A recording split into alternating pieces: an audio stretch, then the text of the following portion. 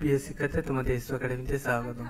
তোমরা দেখছো তোমাদের প্রিয় ইউটিউব চ্যানেল এসো একাডেমি। হ্যাঁ বন্ধুরা, তোমরা ঠিকই শুনেছো যে তোমাদের যে ডাব্লিউবি ফুড এসআই তোমাদের আবারও যে এবার এক্সামিনেশান হবে, সেই এক্সামিনেশানে অনেকে তোমাদের অ্যাডমিট কার্ড ডাউনলোডও করতে পারবে না এবং পরীক্ষায় বসতে পারবে না।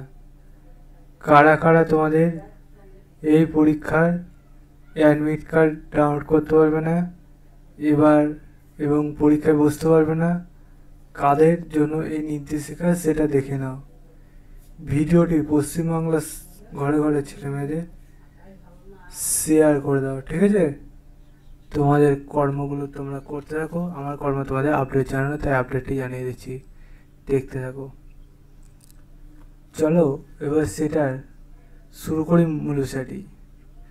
তোমাদের ডাব্লিউবি ফুড এসআই যে এক্সামিনেশান হবে, সেই এক্সামিনেশান তোমাদের এই ভ্যাকান্সি যেটা তোমাদের পিছলিবার বার হয়েছে সেই ভ্যাকান্সি বলো, আর তোমাদের সামনে যে ভ্যাকান্সি বার হবে সেই ভ্যাকান্সি বলো, দুটোর মধ্যে তোমাদের একটা কথাই বলছি, দুটোতেই যারা যারা এই বিষয়গুলো ভুল করেছো, যেমন তোমাদের ডকুমেন্টস যেগুলো দিয়েছিল সেগুলো যদি ভুলভাল হয়ে থাকে, মানে তোমার ডেট অফ বার্থ একটা ডকুমেন্টসে 1 দিয়ে আছে আর এক ডকুমেন্টসে 2 দিয়ে আছে, তাহলে এটা গালাত, মানে তোমার পরীক্ষায় তোমার বসতে পারবে না, ঠিক আছে?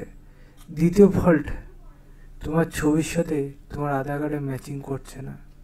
আধার কার্ডে যে ছবিটা ছিল তোমার বায়োমেট্রিক তুমি করোনি, মানে তোমার বায়োমেট্রিক বলতে তোমার কি বলবো, তোমার যে 15 বছর এবং 18 বছর মাথায় গিয়ে তোমার আপডেটে আধার কার্ড যে আপডেট করা দরকার সেটা আপডেট করোনি, তাই তোমার সাথে ম্যাচিং করছে না।